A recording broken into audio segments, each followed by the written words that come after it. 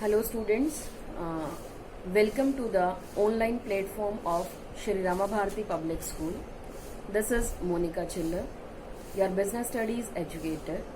Today in this video, we'll be discussing with chapter 2, that is forms of business organization from class 11.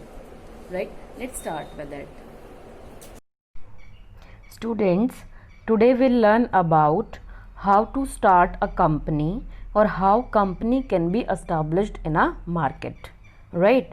Basically there are 4 stages to form a company.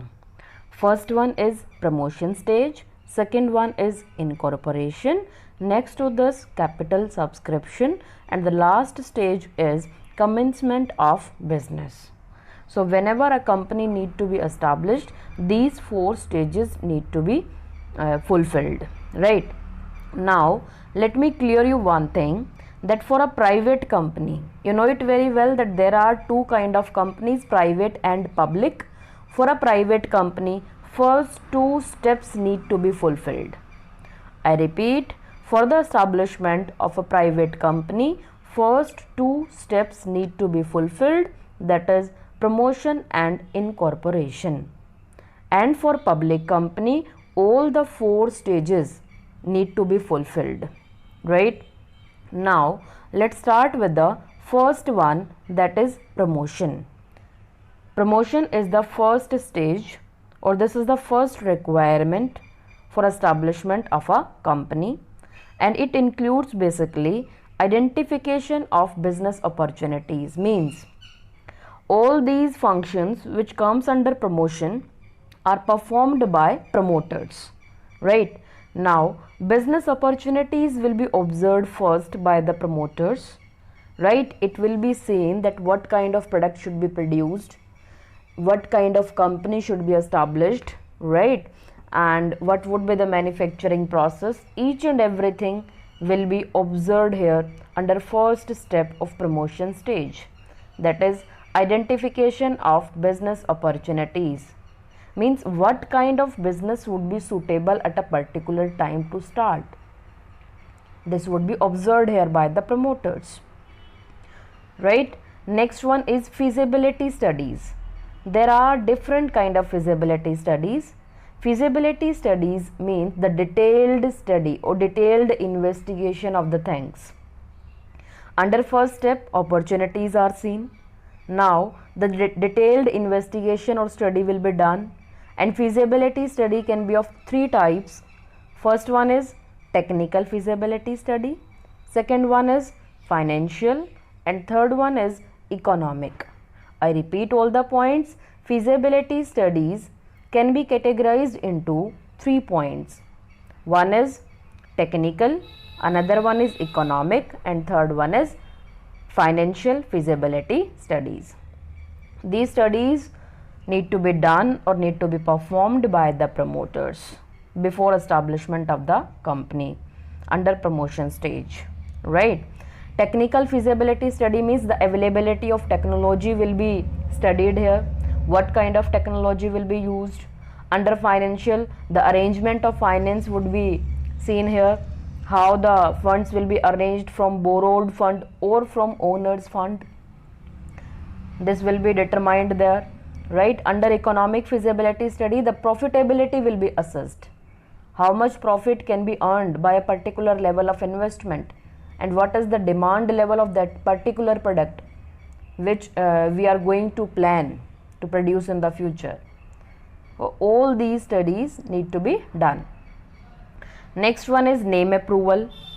Then under this step, promoters will think out a unique name for the company. Unique name in the sense, the name should not match with the existing firm or with the existing company. A unique name will be searched out, will be find out, and the same will be given for the approval to the registrar of companies. Name approval will take place here, right? So one name, unique name, need to be selected by the promoters. And for a private company, at the end of the name, PVT Ltd is written, that means private limited. And for a public company, at the end of the name Ltd is added, that means limited.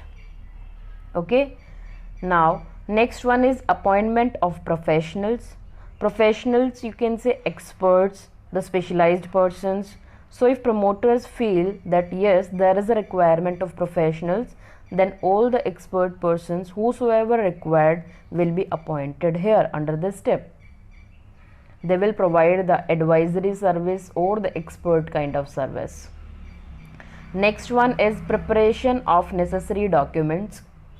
All the necessary documents will be prepared under this step, right? And mainly the documents are memorandum of association, article of association, and prospectus. These three are called the main documents for a company. So all these documents, format for these documents is prepared under this step.